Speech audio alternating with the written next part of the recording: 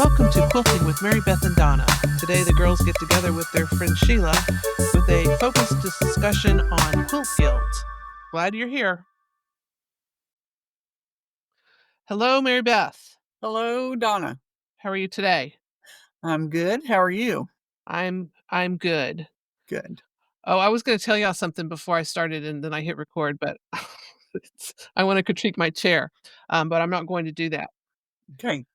Today we have our friend Sheila Betcher joining us, and she's here from the very beginning. So say hi, Sheila. Good afternoon, everybody.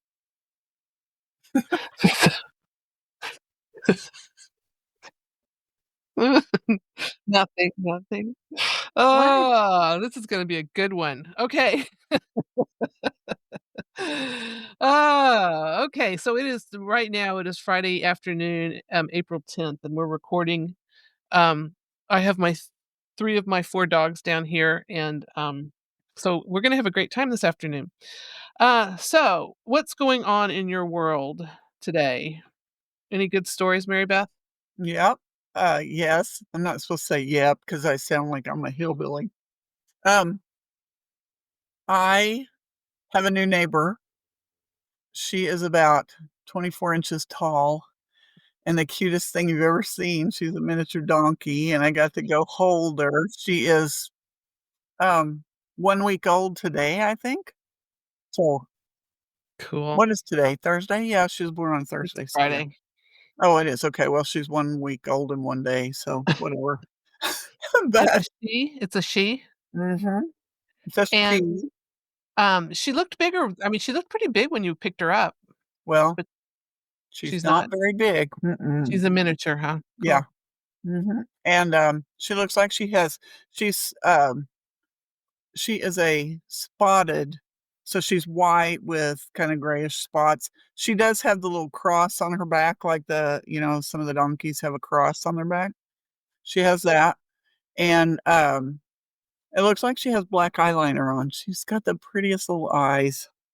And you said this is Rod's boss's Mhm. family? The Amish guy that Rod drives for, it's his family. They have about probably, I'm just gonna guess, 10 miniature donkeys, and so, some of them were wild when they got them, and their daughter, who's 14, kinda tames them. She goes out and messes with them and feeds them and takes care of them. So she's always really excited when they have a new baby, and she calls me the minute the baby's born and says, "Hey, we have a new baby," wants me to come over right then and see it. So, Well, I hope you're working hard on your donkey barn.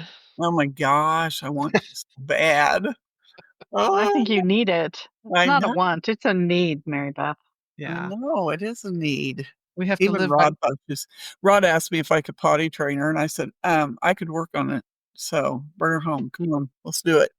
But Well, hey, Rod must be, softening up. You got 2 cats, maybe a donkey? oh my gosh, and this window right here behind me, every once in a while I feel like I hear something hit that window, and I look, and the cats are sitting on something. There must be a toolbox or something in there, and they're looking in the window at me like, "Let me in." But no, because they bring gifts in, and I'm not doing it anymore. Oh, yeah, you said you got a mouse or something as a Yeah, gift? this week was a mouse. A couple weeks ago, it was a chipmunk. There's bird feathers out there in the garage. So, Great, nope. Mm-mm. great. What have you What been about you, doing? Sheila, what's going on with you? Oh, well, we're trying to consolidate and clean up our proverbial house. So it's been a week of cleaning and decluttering and giving away, and we had a huge dumpster, and so it's been that. Are you almost done? I mean, as done as you can be? Well, the dumpster is gone, and then I have the run to do cardboard, metal, and foam today. And now then it's just a matter of organizing, which, you know, uh, the amount of stuff to be organized is daunting, but I feel much better than I was before. And now we're saving like almost 500 a month because storage has gotten stupid expensive. Yeah, I believe that. I, So we actually, the contractors that you've used up here in St. Joe, um, Mhm. he basically he's in jail now. So Mm, mm. so, we're Well, trying to that's interesting. Is that Cody? yes. Yeah.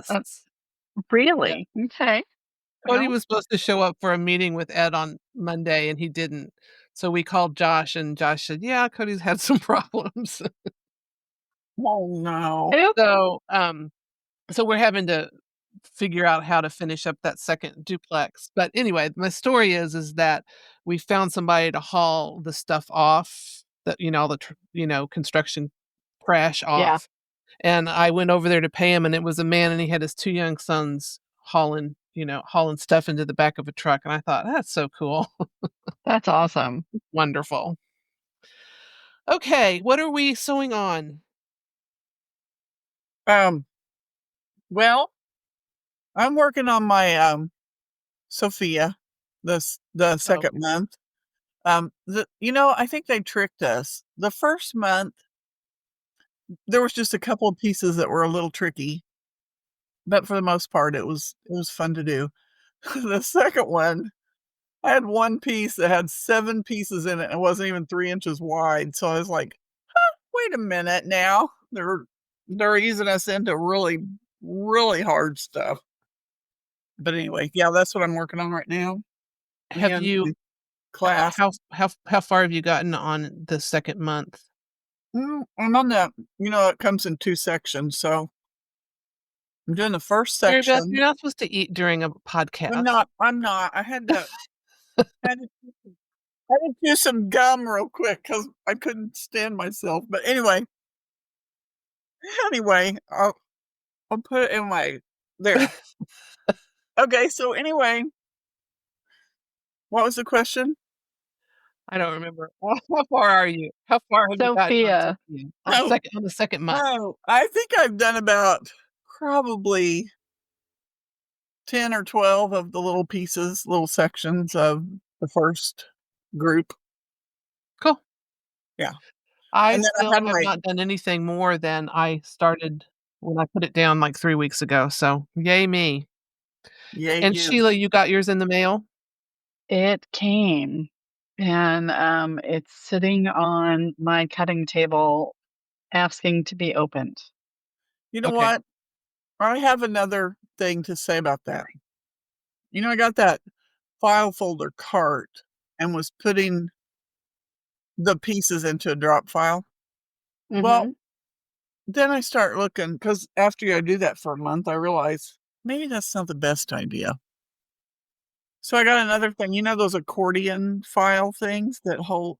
Yeah, I got one of those and it's all plastic. I think I like that a whole lot better because then you can't lose them. They stay in that little Yeah, accordion envelope thing. So I think I like that better. that's good. Yeah. Good for you. Yes. I have, a double wedding ring quilt on my machine that I'm almost it's 5 basically 4 by 5 rings, and I am finishing the 3rd set of 4, and I need to really get it done this weekend, so I'm gonna have to work hard tomorrow, but when I get that done, then I've got another a little boy's quilt to do, custom, and then a couple of little pillowcases, custom, and then I've got a whole bunch of edge to edge to do. So I'm not sewing, but I'm quilting. So I've Uh, been busy. and we have a retreat coming up in 3 weeks and 3 days. Okay, I need to remember that. I knew it was coming, but Yeah, you do. yeah. Well, all I have to do is just repack everything that I just took out of my car a couple of weeks ago. So Oh, that's good. yeah. Maybe you might just find something else in your magic bag for you to work on while you're at retreat. Oh, I maybe I should look at that. Ooh, I might have to do that.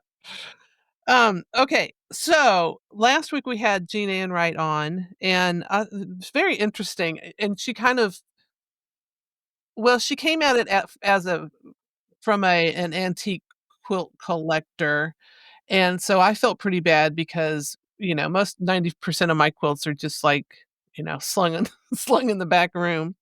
Um, I was just wondering if you guys thought it kept thinking of something afterwards that was like, "Huh, I hadn't thought about that." So anybody got any ideas? You mean things she said, you mean? Yeah. Yeah. So I think I was surprised at the fact that like she does care and maintenance for her quilts, for her thousand quilts. Like, she's like, I take them out, I refold them, I move them around. And for those of you who don't know Jeananne, she's a little slip of a thing. Like she's a national treasure, but she's tiny. And I just think about her like with a thousand quilts like in her house refolding them. And it made me like crazy. I was like, oh my gosh, should I be doing that? Should I be doing that? What Yeah. am I doing? Yeah. Well, I thought it was Okay. I when we were still in Colorado, I had all my quilts laying flat on the bed downstairs, and I remember going in there I was trying to find one to, I think, probably show a customer or something, and I pulled my back out trying to lift the quilt, enough quilts off to get to the one I wanted, so I can imagine that that would be interesting. But I think they're pretty safe once if they're on the bed, they're pretty safe, I think. I Well, think it's the well, folding what them she that are the had said problem. for you guys where it's full of humidity that you have to be careful even just leaving them on the bed because Mhm. the humidity could lead to Molding and stuff, yeah. mold mold. And I was like, ugh, I'm glad I live in Colorado. Yeah. We have to pretty much keeping the air conditioner on all summer, helps with the humidity inside, Mhm. but, yeah, I could see how it could be a problem having them on your bed like that. Mary Beth, do you have a whole bunch of quilts? Like, ones I've made? Yeah. Or No. did you give them all away? Seems like every time I get something made, it goes out the door. Okay. So, I probably have probably 6 or 7 here that are mine, and the rest are gone. Huh, interesting. So, yeah. Oh, on other news, I finally got I mean, I've been talking about my bed quilt that I needed to get binded, and I finally got that bed quilt bound, and I put it on the bed, and it pools on both sides, so Oh, How big is it? it's 130 inches wide.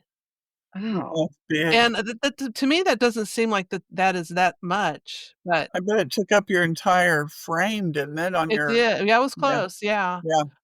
And it's really cute and everything, but it's just so I don't know what I'm gonna do with it. Like, "Well, yay me."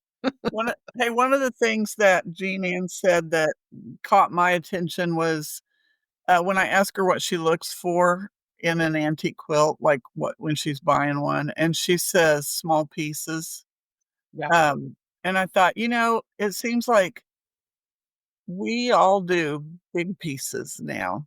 Everybody, it seems like our piecing is big, so it's a challenge really to try to do smaller piecing, but it's kind of exciting too to think about it, so that just stuck with me. I just think, gosh, I want my quilts to mean something, in the future. Right, Mary and Beth, I think your definition of exciting is very different than mine. Well, I just want it to be meaningful. I don't want what I'm doing to not be I don't wanna say not worth anything, but I just want it to be meaningful someday. yeah. But Well, isn't it meaningful now? Like when you give a quilt, right? I mean, you're at least, when I give a quilt, I feel like it's more in that utilitarian, like, I really want you to use it. I really want it to be like, I'm not giving you something I want you to put on a wall or, in a chest or whatever. Yeah, like, I've never had one on the wall, and at first, I didn't even like those kind, but now I do. I can't wait to have something hanging on my wall, uh but, yeah, I mean, when I give them a quilt, I want them to use it but I want it to last, and I want their kids to say, "My great grandma made this," and love it and all that kind of stuff. So, I don't know. I just wanna do something that's cool. There is a fine line between wanting a finished quilt and having a quilt that has a lot of work into it. Does that make sense? I mean, I Mhm. guess what I'm trying to say is a lot of times I buy fabric and I put it in the quilt because I like the fabric, and Yeah. I don't consider the piecing of the quilt to be the important part of it, it's the fabric. Oh, yeah. But I also know, I mean, I've talked to several people and they choose to do more intricate quilts because they want the piecing to last. I mean, they want the process of making it to not be as expensive, I guess is what I'm saying. Because if you have a big intricate quilt, it'll take you, 100 hours to do, whereas you could do 50 regular quilts in that same 100 hours. Well, I could. You could, yeah, I couldn't, but I'm not trying to pump out a bunch of quilts either. Right, and Yeah, I understand that, and yeah, I'm kind of starting to think along the same lines is, let's spend some time working on a quilt as opposed to just buy the fabric and love the fabric. So yeah, that's kinda where I am. yeah, I get it. What about you, Sheila? How are you what are your thoughts on that? I know you want it to be useful, but do Well, you think you'll ever get to the point where you wanna work on a quilt forever just to get it and just to be working on it? Um, well, I I chose a pattern to do with a group of friends here in Colorado, and I didn't realize it was 2,000 pieces when I picked it out. By the way, the ladies who are listening, don't go do the math. It'll just depress you. you can't think Um, about it. don't think about it. Just do it. Um, I tend to do. I like more modern. I tend to do larger pieces. Although I was looking back at some of my stuff that I haven't worked on, and several of them are paper piece, and one of them is extremely like a ton of tiny little paper pieces outside of Sophia, and I'm like, oh, I think I may pull that one out and work on that one this year. Yeah. So I think to some extent for me, it depends on where I am in my mental space, right? Like I'm probably the only person on this podcast right now who has done a quilt more than once and is perfectly content to do a pattern like 3 times because it scratches the itch in my brain. It just lets everything slow down and I can just relax. Oh, you don't have to think But about it as much. yeah, you don't have to think about it as much. But then, like, I've done that, and now I'm like, oh, I'm kind of really interested in going back to this other quilt. So I I've think done it's it just what. I I did it 9 times at Christmas. I'm not ever doing that again. Big pieces too, huh? Big Those are big pieces, pieces. yeah, Well, I bet you yeah. have dreams about those red and black half square triangles. Oh, yeah. Too funny. Well, and I also, liked let's see, I don't even remember what I was thinking when I thought of that question, but I like that she uses, just Dawn dishwashing soap, and I like Mhm. that she says you don't have to wash your quilts, and I don't know if people really realize that, but I mean, because 'cause I've got a bunch of quilts that I would put on my walls, and they're never gonna get washed, so But they get dusty. well, but Oh, you some people want to wash the quilt before you give it to somebody, oh, yeah. and, I mean, that's an option, I guess, but I'm never gonna do that. I Well, don't I know. get onto Rod because he won't sleep under the sheet. Oh, yeah. Like, if he comes to bed and it's late, like, he'll fall asleep on the couch, and then he'll come to bed, and he'll just lay on top of the quilt. I'm like, "Will you stop doing that? You have oil and stuff in your body and your hair, and it's gonna get all in my quilt, and please don't do that." Yeah. So, But I'll just also say that, I mean, I think if you're using a quilt, you're gonna need to wash it, and I'm not Oh, yeah. afraid to do that. But, we're not working with 100-year-old quilts either, so. No. Mm-mm. So did you pull out your feed sacks? No, but I know right where they are, so I will be pulling them out when we come to Colorado. Oh, that's good. Okay. Okay, housekeeping. Mary Beth, you have a very impressive Facebook group, Ah, Quilting with Mary Beth. yeah, Um, you don't have as many followers as some other people. right. Thank you for You sending me that text message the other day too, by the way. I'm like, "Okay, but I don't make patterns and I don't do talks all uh, over the place, and I'm just a normal me. you're just a quilter. I'm just a quilter. I'm not really a quilter." That's what I Well, say. I'm not anyway, really a yeah, you're just a ham. Okay, so you can find Mary Beth on Facebook at Quilting with Mary Beth. Um, I have a professional Facebook page. Um, I'm not, I'm just saying that anyway. You can find my quilting at Donna W. Smith Quilter on Facebook and Instagram. And there's also Quilting with Mary Beth on Instagram now. There is, uh-huh. She sends me reels.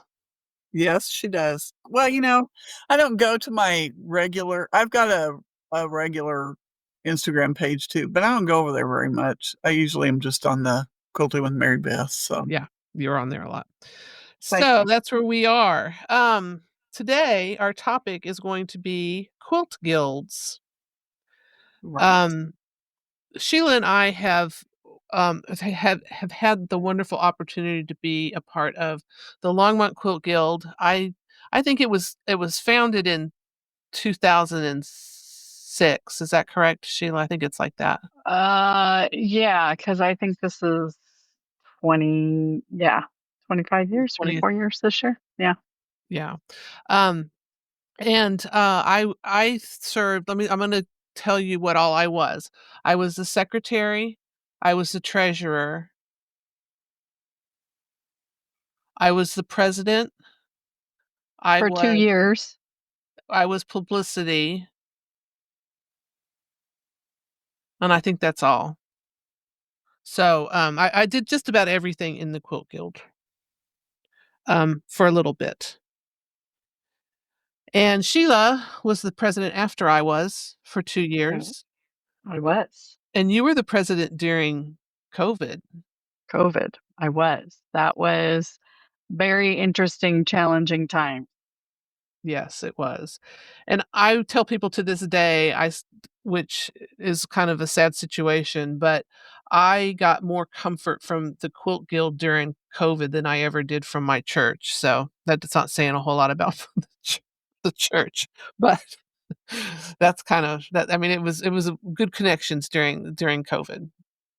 Well, and during COVID, we actually worked really hard to, like, I think, almost out of the gate, we saw, how things were gonna shut down, and we tried really hard, one, to pivot so we could do something online, and I'll tell you honestly, the beginning was not super successful, but the fact that we were able to get, at the time, you know, close to 300-ish women, members who are not necessarily technically savvy, like, online at any given time was pretty, my personal opinion, pretty amazing. I did not do that by myself. I had a ton of help. But I also think we also did a few other things where, like, we reached out to other people and we kind of had a phone tree. And, there was a lot that went on that we just tried to keep people engaged and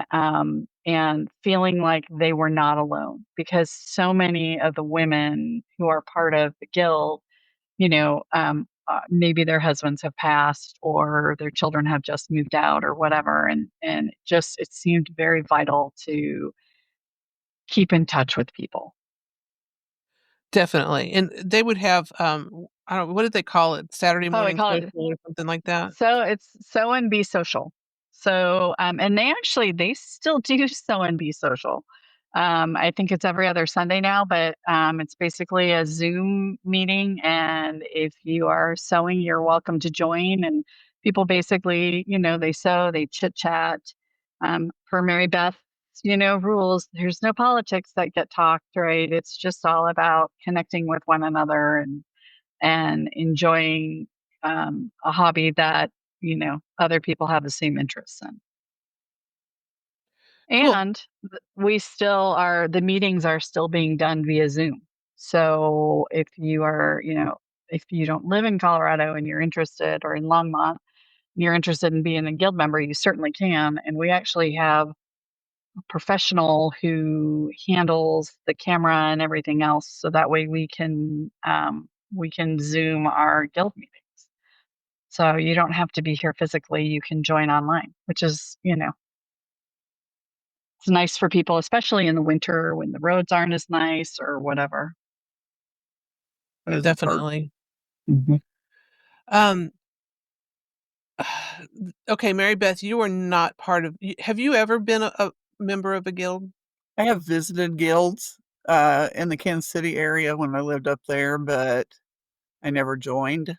I did join when I was a long armor, I was in the long arm guild, but not the quilt guild. And is the Long Arm Guild still a guild? Do you know? I do not know. Hmm. Seems like it is, but they don't meet where they used to. So I'm not sure. I don't even know who to contact to find out if there's Yeah. one. It probably isn't, but I don't know if that's not necessarily a bad thing. Um, I am not a member of my guild here now. I went a few times. They meet on Monday night, and you know, for me to even remember that something's going on, it's going to have to be at least Tuesday night. Monday night is just, you're sitting down at 8 o'clock going, "Oh, it's Monday. I should have gone to the guild." Um, and then I was a member of the Kansas City Modern Quilt Guild for a year, but that was in an hour away, and it just wasn't gonna happen. So, Mhm. I am no longer a guilty Yeah. person. Okay, Yeah. Mary Beth. Are you, All of are my you guild, just for hoots, all of mine are 47 to 50 to an hour away, minutes, 40 minutes to whatever. The closest one is 35 minutes, and they list a PO box as their address. So, how in the world are you supposed to contact them and find out when their meetings are and, you know, what Yes. time and all that? So, I'm like, just never Sounds mind. like a closed group to I me. know that, and see, and that's the problem, and that's what I wanna say too. I don't wanna be negative though, because I would love to join a guild that I felt comfortable at. Um, and this doesn't just happen with guilds, it happens at church or it happens at work. When people have their favorite place to sit and you walk in as a new person and sit down, and In someone their comes spot. to you, yeah, and they can't find a place to sit even though there's 100 open places, they don't know where to sit. Um, and that happened to me at Guild, and this lady came over and said, "Oh, are you new? Would you like to sit with me?" And I said, "Sure." So I just got up and went over and sat with her.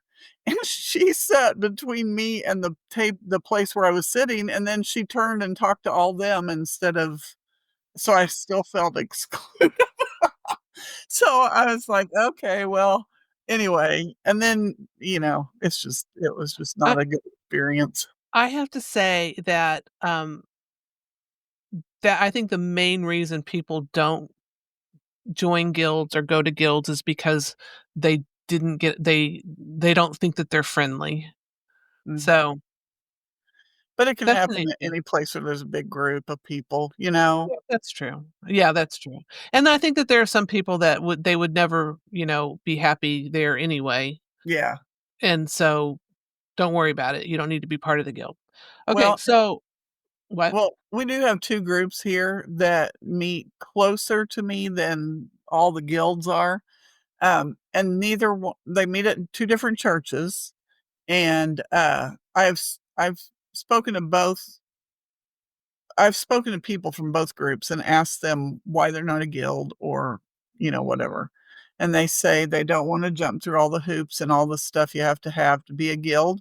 They'd rather just go and make their charity quilts and visit while they're there and go home, you know?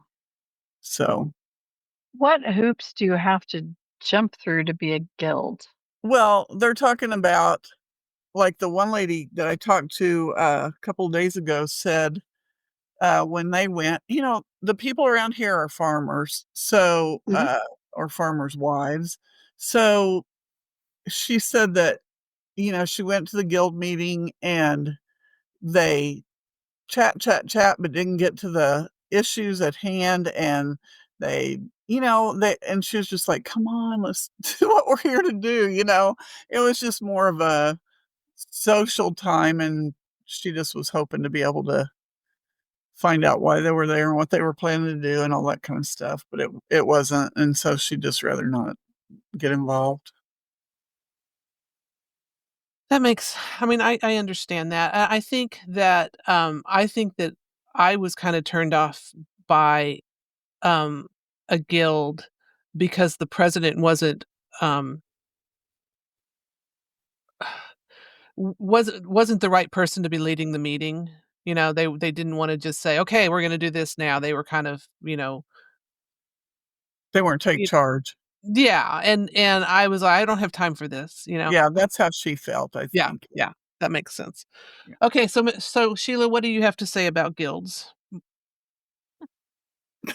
Well, I guess, I understand what you guys are saying, but I well, I think for one, it can be very intimidating to go the first time. And I get that, it can be clicky for sure. But I guess what I would say is that if you can get over that initial fear, which I think is very normal, usually there's somebody who will welcome you in. And then there's so much that you can learn, and so the relationships that you gain out of that, I think, are invaluable. Like, you and I never would have been friends if it weren't for the guild. And now, well, it's true.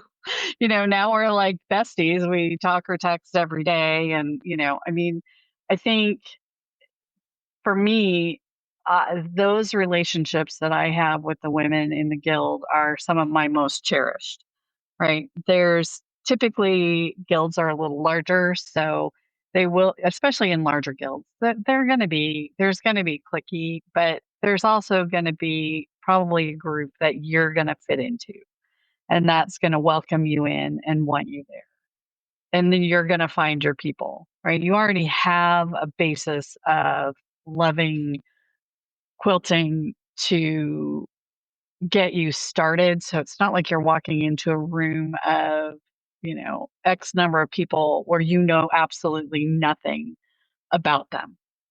You at least Right. know that they enjoy the same types of hobbies that you do. Now, I mean, not, somebody may be modern, somebody may love teeny tiny piecing, somebody may love handwork, right?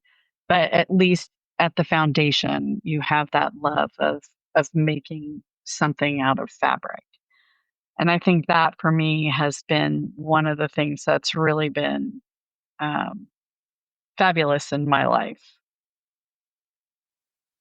Um, your friends only cost you $30 a year. That's right. That's right. And by the way, if you don't have the $30 a year, most guilds have scholarships, right? Like, there's typically a way around it if cost is an issue or whatever. But for $30 a year, I get, there's 12 meetings. We usually have probably 7 or 8 very good speakers, um, many nationally known. I mean, we've had Carly Porter, who's the one who does the collage quilts? I can never remember her name. Laura Heine. Laura Heine. I mean, we've had some amazing speakers. And interestingly enough, we've had some speakers who are like nationally known where you're like, how did you get to be like a nationally known speaker? But okay, I'm here for it. We Um, won't name any names. you want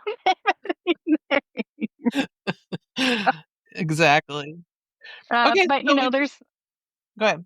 I was gonna say, and then typically if it's a speaker, right, there's a workshop so you can learn new skills. We also, I mean, most guilds have smaller breakout groups. Ours are called bees. I guess most guilds probably call them bees, but like I think we have like 8 bees, and they range from people who like to paper piece, like foundation paper piecing, modern. We have a featherweight bee. Like there's there's so many other activities that you can get involved in once you're in. And where do these bees meet? The same Well, place that you have the meetings or in individuals' no. homes?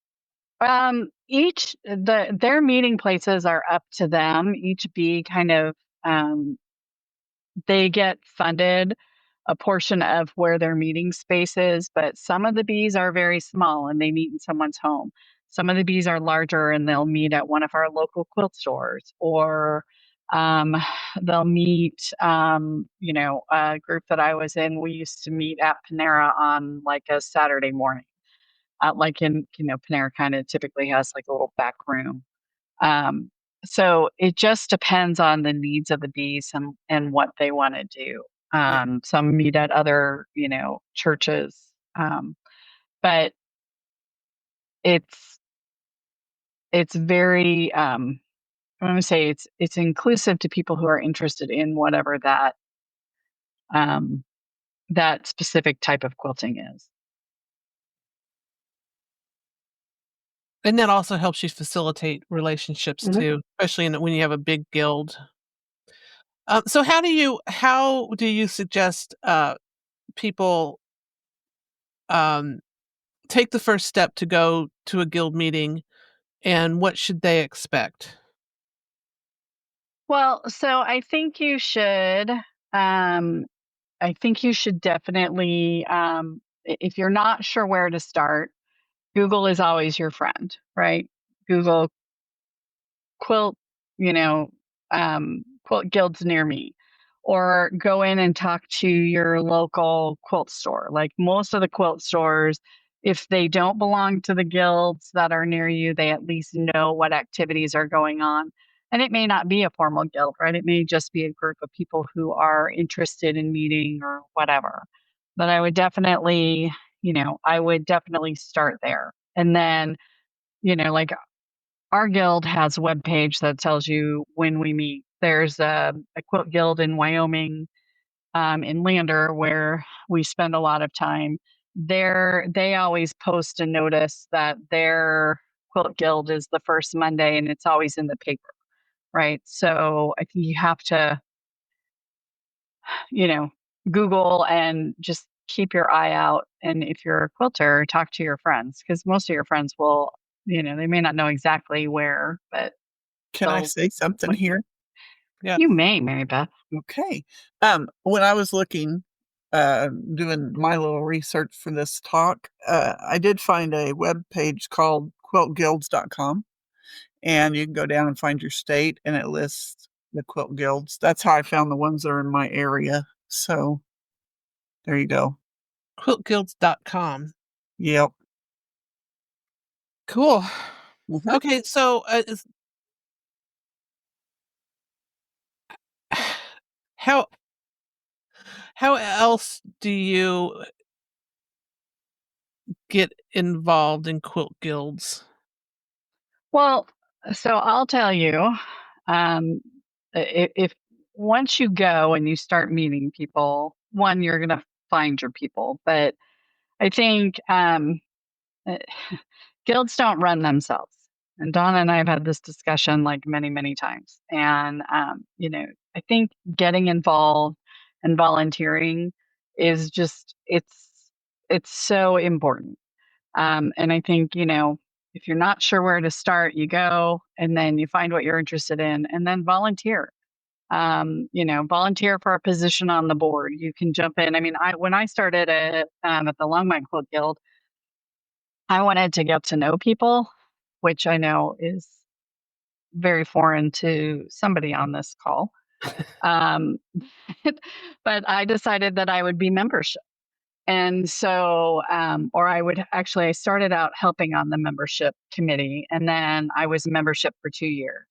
And you talk about a way to get to know people. Like, you're the one who greets people, and you help people get signed in, and you answer questions.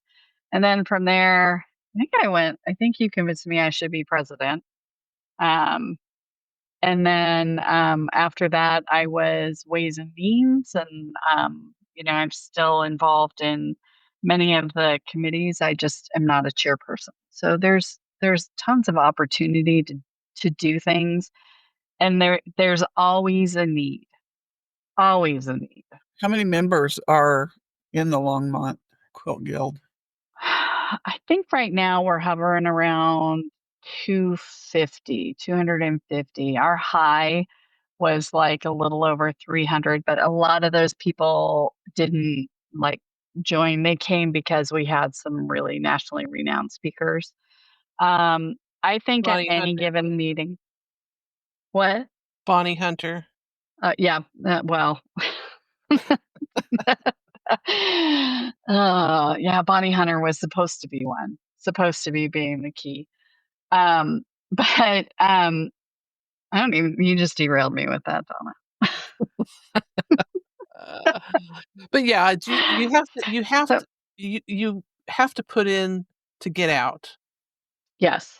And don't be afraid to, don't be afraid to volunteer your services, because that's the way you're gonna meet people.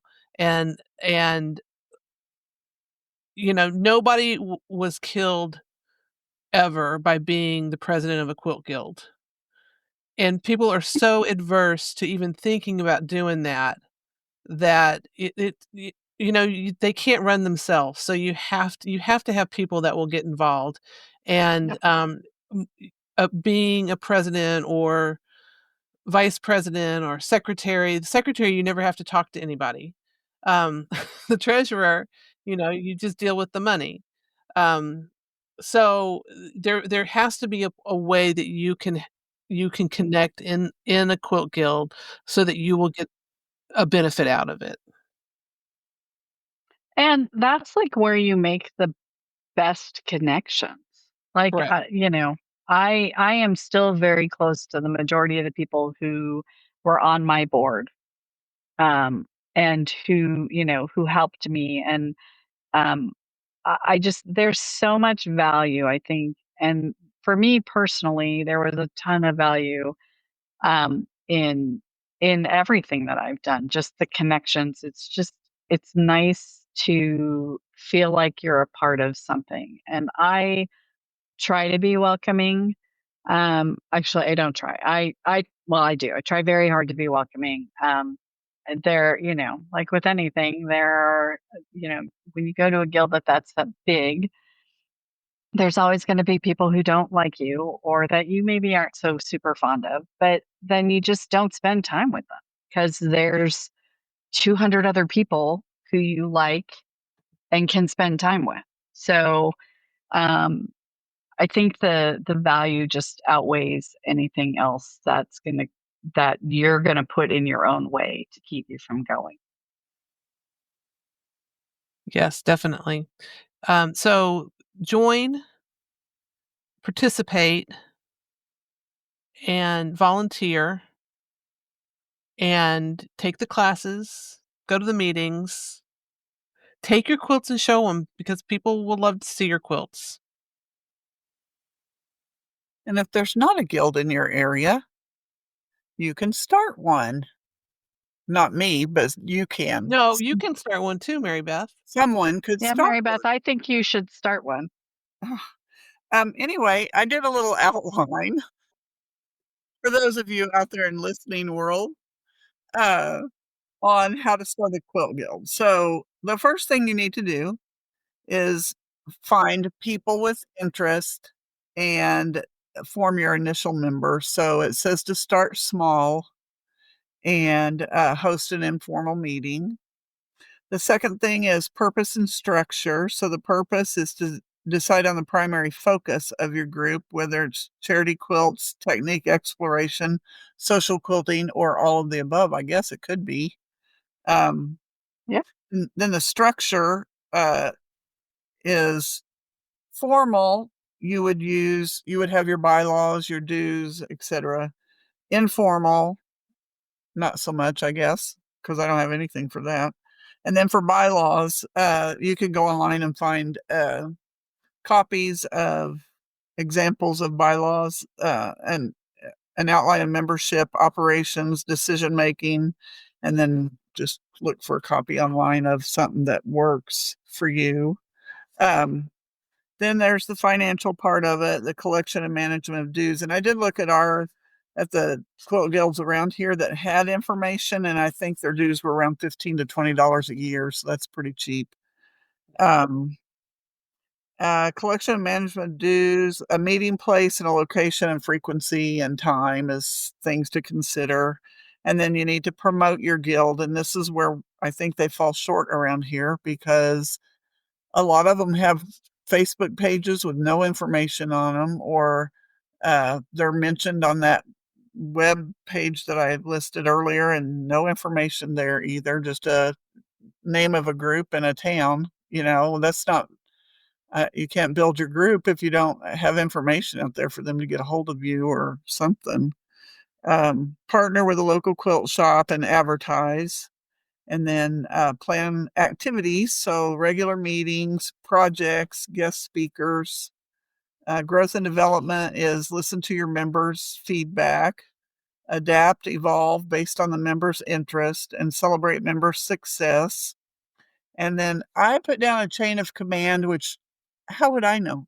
I have never been involved in a guild. So I have president, vice president, secretary, treasurer, officers, librarian, newsletter coordinator, quilt show committee, guild historian, service project coordinator, and that's all I have.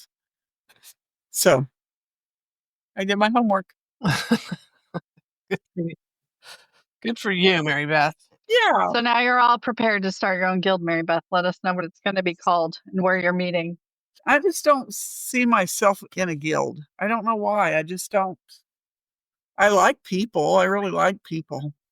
Yeah, I But don't understand that from you, I Mary Beth. Like, you know, love people. Why do you not see yourself in a guild? I don't know. It just doesn't appeal to me at all. It's a monthly opportunity for you to go socialize. I know. I know that because Like, I see why Donna, like, wouldn't want to, but what why would you? I know what was that committee she said she was on, the social committee or something? I'm like, huh? What? Uh, Anyway, no, it's just it doesn't appeal to me, but it probably should because then when Rod comes home and I'm going blah blah blah blah, blah, blah and he's going, could you just not talk anymore? That would probably get it out of my system, so I would not so much as say to him at the end of the day. So anyway, yeah, I don't yeah, know what. it's cheaper than getting your socialization at the quilt store. Yeah, it would be. It would be because I even looked him up today. I followed him like 80 miles from here. No, not 80, probably 60 miles from here, and bought a pair of snips. So there you go. So, and finding a guild, we had the quiltguilds.com, but go to your local shop and Mhm. see if there's a guild or if there's anybody that's meeting. Um, Pay attention to um, social media and like the newspaper, if anybody still gets newspapers, and look for usually quilt guilds will put on quilt shows, Mhm. so you can go and look at pretty quilts. Um, Sometimes you can find information through shop hops if you do a shop hop or regional quilt show. Usually the quilt guilds are involved in the regional quilt shows too. So that would be a good thing to do. It would. Okay, Sheila, what else do you have to say? I don't know. I mean, I can't stress for me how grateful I am for my guild, for the relationships that I've formed with the people in my guild. And I mean, and we do a lot of stuff that's not quilting related. Like now that I have the relationships, I would say those are the majority of my close friends now that I'm not working like in corporate America full time anymore. And I think, you know, those are your peeps, right? They like what you do. And they just, they're going to be there to support you. Unfortunately, they're there to support you, or fortunately, they're there to support you in the hard times as well as the good times. And it's just for me, it's been just invaluable. Yeah, I would agree. The majority of all of my friends are quilters except for the few non-quilters. Oh. So, do we have any plans for the weekend? Well, so interestingly enough, one of our bees is called Be So Brave. It's military outreach, and we do not call ourselves Quilts of Valor because that program is very specific. But we're having a presentation tomorrow. I think we're doing 6 quilts. Well, That will happen, and then it's supposed to be in the 80s. I think we're going to do yard work and finish organizing. That sounds like fun. I have to you finish a quilt. have to finish a quilt, Yeah, quilting it. that double wedding ring. Yeah. What are you doing, Mary Beth? Well, I think Rod is driving people tomorrow.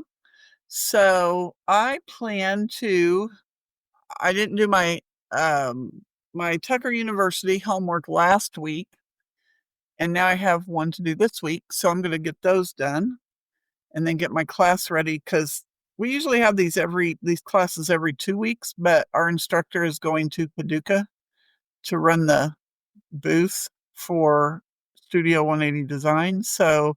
Um, so we have to have it each week now. I mean, like this, we had it Oh, Wednesday, and we'll have it again this Wednesday, and then we won't have it for 2 more weeks. So that 2 weeks in between gives me time to just, you know, chill totally out. forget what you were doing.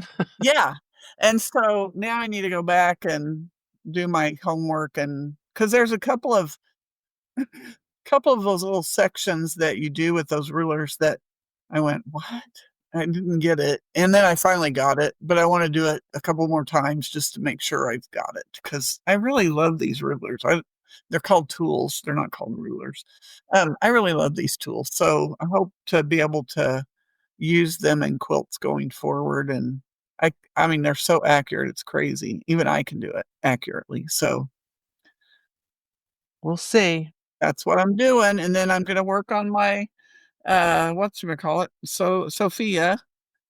Um, and I'm still waiting for my background fabric from Amy. I went into the shop and I said, "Do you know how long that'll take?" And she looked at me like, "Oh." She hadn't ordered it yet. Well, she said she thought she did. So she went and looked at, and she goes, "I don't know. I'm going to check with the company." So we'll see. I mean, it must not take very long because she's already got an order from them from when we were at retreat. So it Oh, doesn't okay. take long. Um, so Is anyway, that your Tim Holtz fabric, Mary Beth, yeah, for the rest of that page? Okay. yeah, I only have 2 blocks left, and I actually only need, it has like flying geese kind of going out and they get bigger. And so it's the last flying geese on the last 2 blocks that I need background fabric for. So I probably only need about a quarter, oh, maybe an eighth of a yard of fabric, but I'm just going to get, you know, That can be your backing. yeah, I'm just going to get, no, I have backing. I bought backing when I bought I think I bought, because I've got a lot of fabric here that goes with that quilt. And I'm thinking, what is this for? Because I cut the pieces out to 5 years ago when I bought 2017, I think, is when she decided that she sold it. So whatever that is, 9 years ago or something. Anyway, um, I cut all the fabric out. I labeled it with its little labels, whichever part it was. And I've got all these yardages in the box with it. And I'm like, what? Because I bought a backing. She had backings, Amy at City's Edge had backings on sale. And Tim Holtz was one of them. And I go, oh, I have to have that because I've got a quilt that'll go with, because after 17 years you forget that you already bought the backing. So now I have lots of fabric. So it's gonna have borders and it'll be fun. That So sounds like fun. yeah. Okay, And well, go ahead. can I just say that my room is coming along. I have concrete and I have a concrete porch now. So um now we wait. I think a guy's gonna come out and put a finish over the concrete before they build the walls. I believe that's how they're gonna do it. Yeah, Yeah, cool. so it'll be a pretty shiny. Are there any kitty prints in it or anything? No, and we tried to put Bella's paw in it, but I think they waited too long and it kinda set up, so they were, like, smashing her foot down, and I'm like, "Stop squishing her foot." But anyway, and then she kinda took a step as they got finished, so now there's, like, 2 paw prints in it, but if you don't know it's a paw print, you just think it's a smudge. Yeah, cool. So, yeah. Cool. Well, ladies, this has been fun. I appreciate the conversation and my two besties in one place. Look at that. Look at that. Wow. Thank you for joining us, Sheila. You are welcome. Thank you for having me. And Yeah. what is your are you who are you on Instagram? Do you do Instagram? Do you ever post Yeah. on Instagram? My Do I god. ever post? No, I'm a stalker. We I send I'm a know. the stalker. reels all I the I feel like I should, and then I'm like, oh, I don't know. If I Well, do, it'd probably no, be all cats. you have such pretty quilts, you should be posting them. Aw, ain't that? I probably should. I need to get over myself. yeah, you're not all that. I know I'm not. That I know. And you remind me of that all the time.